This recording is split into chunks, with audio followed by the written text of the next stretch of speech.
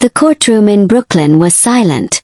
Every person sat frozen, waiting for the next word to break the heavy air. At the center, Judge William Carter adjusted his glasses, his pen pausing midair. Suddenly, a small voice rose from the corner. "Your Honor, may I speak?" 8-year-old Marcus Johnson stood up from his chair. His small hands clutched a folder stuffed with papers, drawings, and newspaper clippings. His eyes burned with determination that did not match his young face. People in the jury leaned forward, confused. "Child." In court, Dorothy Johnson, Marcus's 72-year-old grandmother, sat pale and trembling. She had been accused of stealing money from the Bedford-Stuyvesant housing program. Her shoulders shook as she whispered, "Marcus, sit down." But Marcus shook his head slowly. "No, Grandma. The truth must be told." A murmur ran through the room. Prosecutor David Richardson, a tall man in his 50s with a sharp suit and sharper eyes, let out a mocking laugh. "Your Honor, this is a circus. A child cannot participate in court proceedings." His voice was dripping with arrogance. Marcus turned toward him, his small frame straight as an arrow. "Sir, I am not here to be a lawyer. I am here to tell the truth." The jury whispered among themselves. Judge Carter leaned forward. "Very well, young man. You may speak, but only as a witness." Dorothy gasped softly. Marcus opened his folder with careful hands. Inside were documents, receipts, and his own notes, written in neat handwriting. He placed the first page on the bench. "Every Sunday my grandmother sat with me at our kitchen table. She showed me all the bills of the housing program. She taught me to sort receipts by color, blue for expenses, yellow for income. I know these numbers. I know these papers. And I know she did not steal." His voice trembled, but his eyes did not. Dorothy wiped a tear from her cheek. "Marcus, please." But the boy pressed forward. 3 weeks before the money disappeared, Grandma noticed strange changes in her account. She wrote everything down in her notebook. He held up a worn school notebook, its pages filled with careful handwriting. "Here, look." She knew someone was tampering with the program's money. The prosecutor rolled his eyes. "Ridiculous. This is a child's fantasy." Marcus turned his gaze directly at him. "Do you have proof she took the money, sir? Or did you just assume because she is old? And because she is black?" Silence fell like a stone. The jury's eyes widened. Richardson shifted uncomfortably, but said nothing. Judge Carter exhaled slowly, hiding the spark of admiration that threatened to show. Marcus laid out photos on the bench. This picture was taken on September 13th, one day after $2,500 was withdrawn for roof repairs. But the roof was never touched. I was there. The roof was perfect. Jurors leaned in, some covering their mouths in surprise. Marcus flipped to another page. "And here, $1,800 for security equipment." But no new cameras were installed. He paused, his voice steady. "And $3,200 for outside lawyers." But Grandma never hired anyone. She always worked alone or with friends who helped for free. Richardson's face turned red. "This is nonsense." Marcus held up his folder higher. "Then prove me wrong. Show us the companies. Show us the people who received this money." The prosecutor froze. He hadn't checked. The boy's voice grew heavier with emotion. "Your Honor, I lost my parents 2 years ago in a car crash. That night my grandmother held me and said, 'Marcus, knowledge is the only thing they can't take from you.' So I studied. I read every legal paper I could find. Mrs. Patricia from the Brooklyn Library helped me. She worked in law offices for 30 years. She told me, 'Justice only comes if you fight for it.'" Dorothy's shoulders shook as tears streamed down her face. The jury grew restless. Some nodded quietly, touched by the boy's courage. Judge Carter's pen trembled in his hand. This child wasn't just speaking. He was dismantling an entire case piece by piece. The courtroom light seemed brighter now, or maybe it was the fire in Marcus's eyes. The boy carefully pulled out another sheet of paper from his folder, his hands trembling but steady enough to hold the truth. "This," Marcus said, raising the paper high so everyone could see, "is the signed check that was written in my grandmother's name. But look closely at the signature." Gasps rippled across the jury box. Dorothy leaned forward, squinting through her tears. The signature on the check was shaky, uneven, almost like a poor imitation. Marcus continued, his voice clear. "My grandmother always signs her name with perfect, flowing handwriting. She taught me how to write in cursive. I know her signature better than anyone in this room." He placed a second page beside the check, a document Dorothy had signed at the community center just 2 weeks earlier. The difference was undeniable. The prosecutor, David Richardson, jumped to his feet. "Objection, Your Honor. This boy is not a handwriting expert." Judge Carter lifted a hand, silencing him. His sharp eyes scanned both documents, then flickered back to Marcus. "Continue, young man."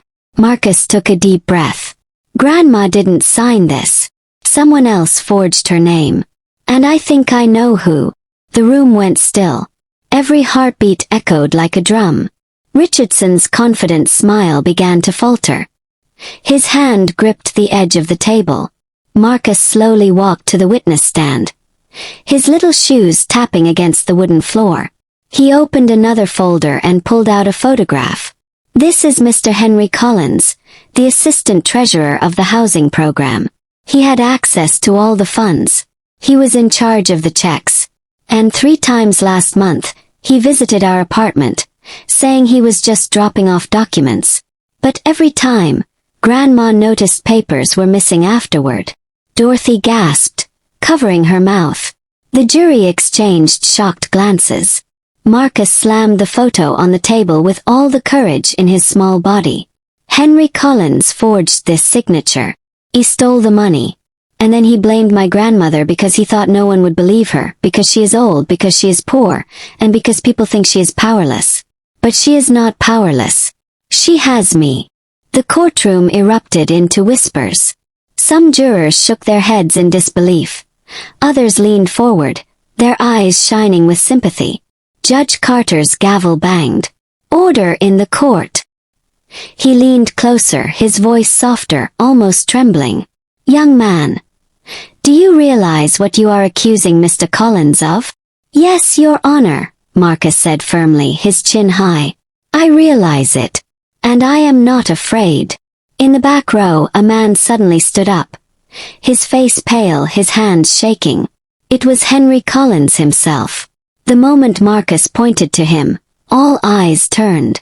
Sweat rolled down his forehead. Richardson spun around, his eyes widening in shock. "Mr. Collins, sit down." But Collins couldn't move. His lips trembled. His eyes darted toward the exit like a trapped animal. The truth was breaking loose, and the jury could feel it. The child had pushed the case into dangerous, undeniable territory. The tension inside the courtroom was so heavy, it felt like the very walls were closing in.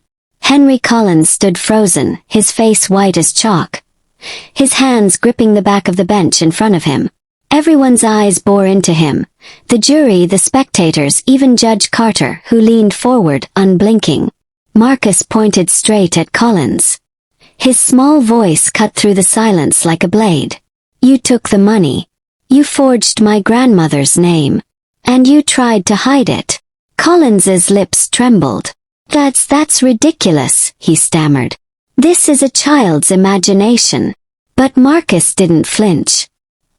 He reached into his folder and pulled out another envelope, sealed, worn, but full of weight.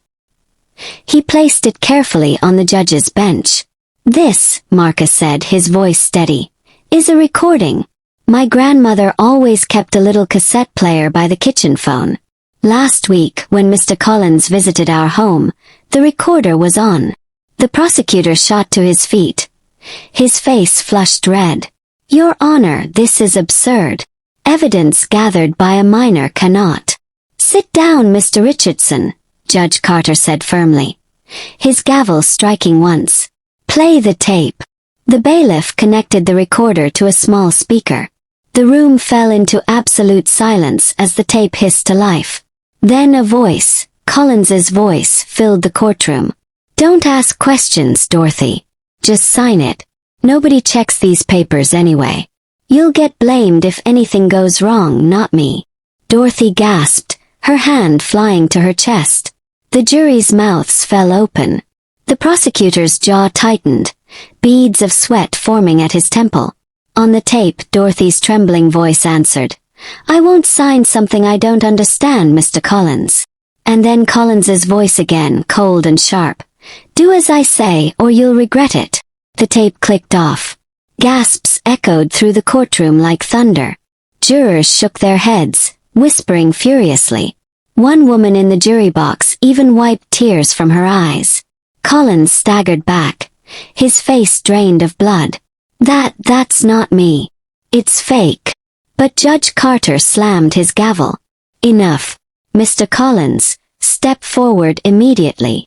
The bailiff moved swiftly, blocking Collins's path as he tried to edge toward the exit. His knees buckled.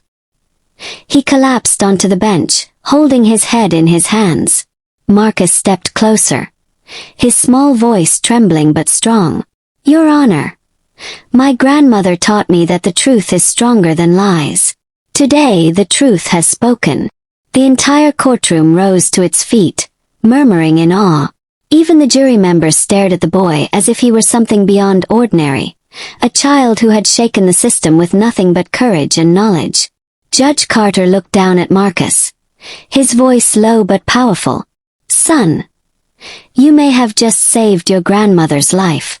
This court will recess for 1 hour before I make my ruling. But make no mistake, your words have changed everything."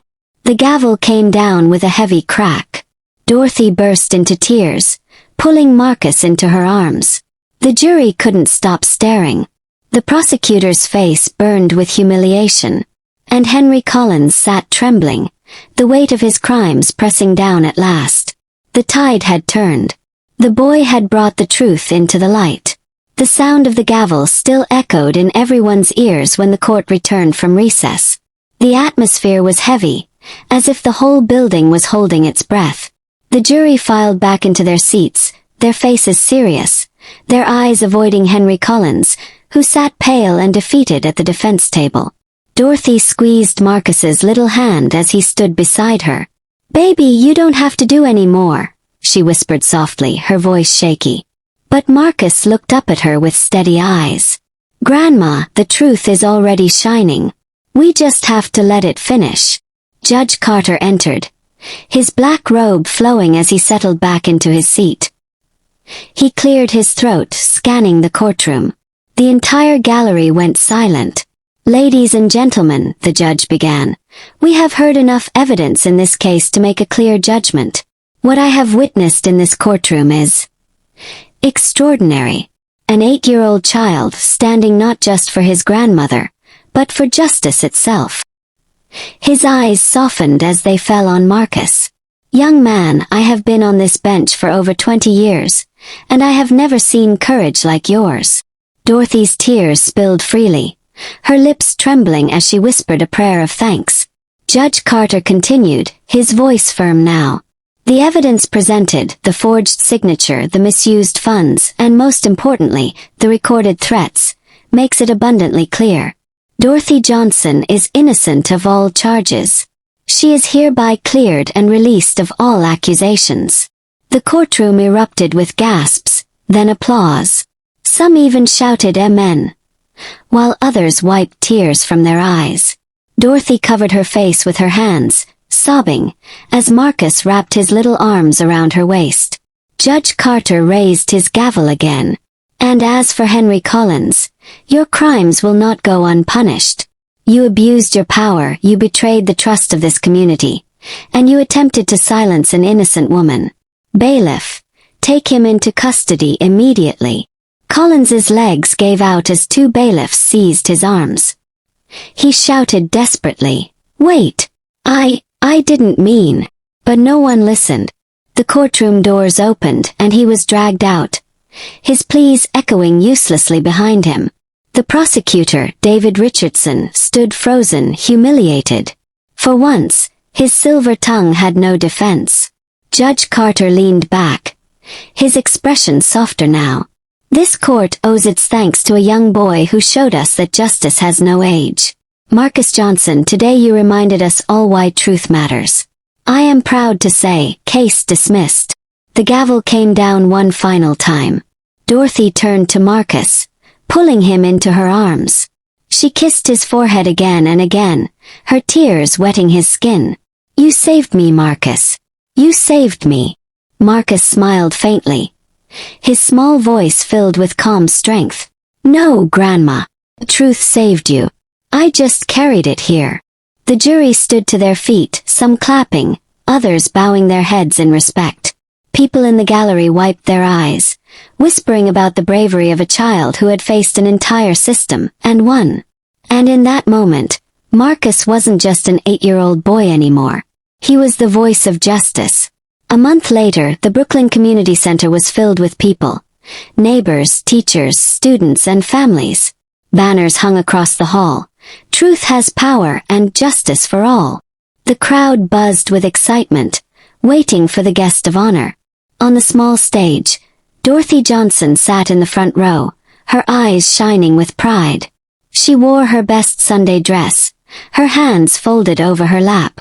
Beside her sat Judge Carter, who had insisted on attending, saying he wanted to see the future lawyer who shook my courtroom. Then the announcer's voice rang out. Please welcome Marcus Johnson. The hall erupted in applause. Marcus walked onto the stage in his little suit, the sleeves slightly too long for his arms.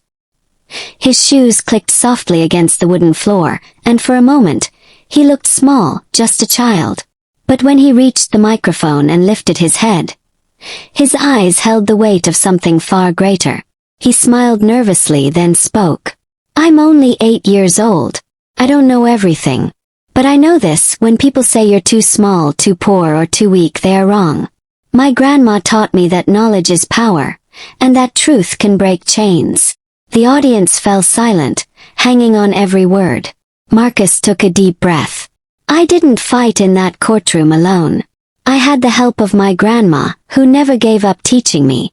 I had Mrs. Patricia, the librarian, who showed me books and told me never to stop asking questions. And I had the spirit of my parents, who taught me to be brave even though they're no longer here. Dorothy's eyes overflowed with tears. She whispered, Thank you, Lord, under her breath. Marcus looked out at the children sitting in the front rows, wide-eyed, inspired. Maybe one day one of you will sit in a courtroom too, not as a defendant but as a lawyer, a judge, or someone who protects others. And when you do, remember what I learned. Justice doesn't belong to the powerful. It belongs to anyone brave enough to stand up and speak the truth. The room thundered with applause, cheers, and even tears. Judge Carter rose to his feet, clapping the loudest, his face glowing with admiration. Marcus stepped back from the microphone, his small chest rising and falling. For the first time, he wasn't nervous. He wasn't scared. He was exactly where he was meant to be. Dorothy reached for him as he walked off the stage. She held him tight, her voice trembling with pride. Marcus, you are my miracle. You are proof that God sends warriors in the smallest packages. Marcus smiled, his eyes shining with hope. Grandma, one day I'll be a real lawyer. I'll fight for people who can't fight for themselves. And as the crowd continued to cheer, the boy who once stood trembling in a courtroom now stood tall, his spirit lighting up the future. Because sometimes heroes don't wear robes or suits. Sometimes heroes are just children. Children who dare to speak the truth. The sun was setting over Brooklyn, painting the sky with streaks of gold and crimson. On the steps of the courthouse, where weeks earlier fear and injustice had hung heavy, now stood Dorothy and Marcus, free, proud, and unbroken. Reporters surrounded them, cameras flashing, microphones thrust forward. Marcus! Marcus! Voices called. How did you do it? How did you defeat a system that even adults fear? Marcus held his grandmother's hand tightly.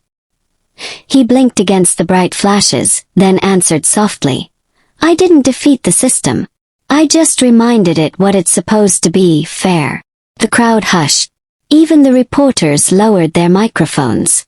Dorothy kissed the top of his head, her voice trembling but strong. This child is proof that when you plant seeds of knowledge and water them with love, they grow into courage. Judge Carter, who had stepped outside quietly, watched from a distance. His eyes were moist, though he quickly brushed them with the back of his hand. Under his breath he murmured, "That boy, he'll change the world." As Marcus and Dorothy walked down the courthouse steps, children from the neighborhood ran up to him. "Marcus, teach us like you taught yourself," one boy shouted. "Show us how to fight back when people say we can't." Marcus knelt down, his small frame surrounded by eager faces. He smiled, his eyes glowing with purpose. "I will. Because justice isn't just for me and Grandma. It's for all of us." Dorothy watched, her heart swelling, her eyes fixed on the boy who had carried her through the darkest storm. She whispered almost like a prayer, "Your parents would be so proud, Marcus." The city lights flickered on, one by one, as if bowing to the courage of a child. Cars honked in the distance, people bustled by, but for that moment, on those courthouse steps, the world stood still. And there, in the arms of his grandmother, and in the hearts of everyone who witnessed his bravery, Marcus Johnson was no longer just an 8-year-old boy. He was a symbol, spark, proof that even the smallest voice could shake the walls of power and bring justice roaring into the light. The story of the boy who stunned a judge, humbled a prosecutor, and exposed the truth would be told again and again. And every time, it would remind people that heroes come in all sizes, and sometimes they stand only 3 feet tall, carrying nothing but courage and truth.